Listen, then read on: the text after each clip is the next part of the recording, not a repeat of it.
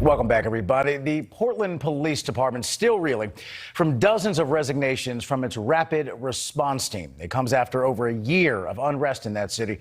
NewsNation's Liz Birch talks to the department that's now maneuvering without this highly specialized team.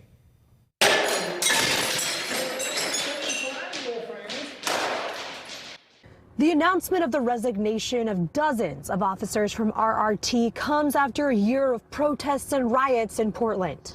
Have I ever seen anything like this in my career? No. And PPD Deputy Chief Chris Davis says responding to those situations night after night has taken a toll on their employees. And they're not feeling like that sacrifice that they have made necessarily has been understood very well. The Bureau is drastically understaffed and City Hall has cut funding for Portland Police. The announcement also comes the week an officer was indicted by a grand jury for his alleged action during a riot. The lawyer for Terry Jacobs says cell phone video shows her being assaulted by Portland officer Corey Budworth. The Oregon Department of Justice also announced this week they'll be investigating a different detective. So I asked if that indictment and investigation were the reason for the mass resignation. In the resignation of those 50 officers from RRT, did they bring up the indictment of an officer this week and the DOJ investigation into a detective? They brought up that among a lot of other things, yes. And I guess the way I would characterize this is, as I understand the situation, just having listened to people and really heard what they're saying, I think that really this is the culmination of a very long process. And it's not just an indictment that caused this to happen. In a one-on-one interview yesterday, I asked Police Union Executive Director Daryl Turner if he thought this would lead to resignations. Do you have any concerns that this indictment and this investigation could lead to more Portland police officers leaving or making it harder to recruit new officers? Well, of course, there's all those dynamics involved. It's not just about the indictment of a police officer. It's about recruiting and retention, and about the attitude of the citizens of Portland, or the residents of Portland, I should say, how they feel. There's a feeling of hopelessness out there. Groups are already promising autonomous demonstrations tonight, which are events that have commonly devolved into destructive riots here in Portland. The deputy chief said today they would have officers available for protests despite those officers leaving the team. And that was NewsNation's Liz Birch. Now joining us live tonight with more on this is Daryl Turner. You just saw him there, the executive director of the Portland Police Association. Sir, thanks for giving us some time tonight. We appreciate it. Oh, thank you. The letter you wrote in response to this did not mince words. Part of it did say that if the rapid response team member's resignation has highlighted anything, it's that the priorities of our elected officials have failed. Elaborate on that if you would. Sure. Number one, after 150 plus days of rioting, we saw our elected officials not denounce the rioting, not to take steps to stop the rioting. And in fact, in some cases, I believe they actually enabled the rioting.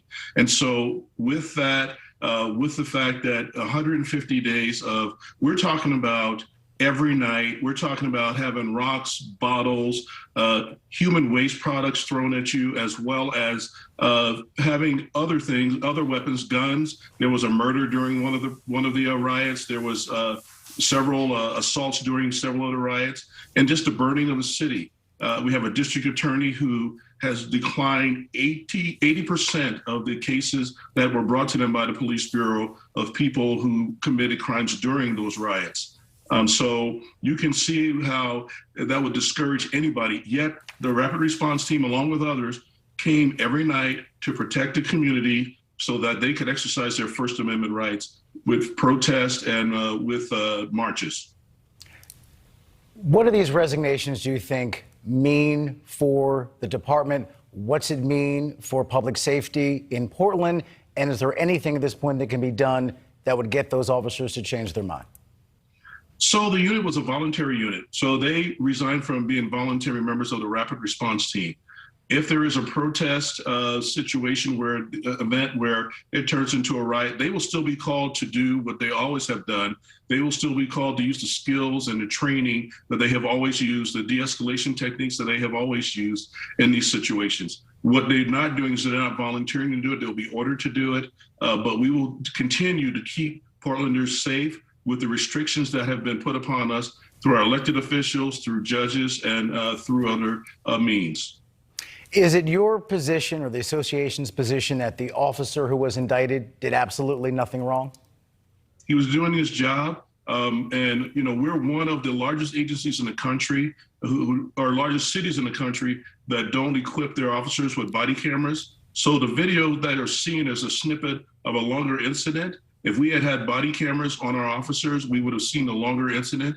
The ACLU, I believe, got a temporary restraining order so that we could not live stream protest anymore. We have also a temporary restraining order so that we cannot use CS gas anymore, which would have been a lower level of force than what was used. And so those tools have been taken away from us, or we haven't gotten those tools.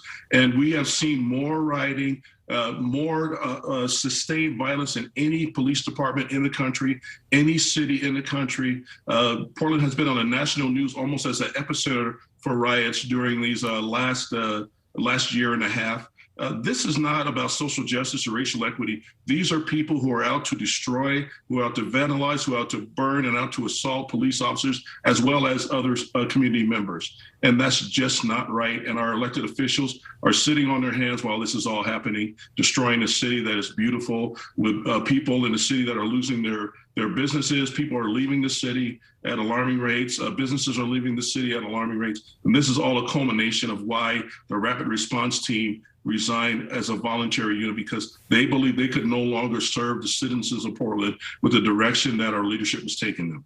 Is there any ongoing dialogue as we talk tonight that the police are having with elected leaders there in Portland to try and resolve this?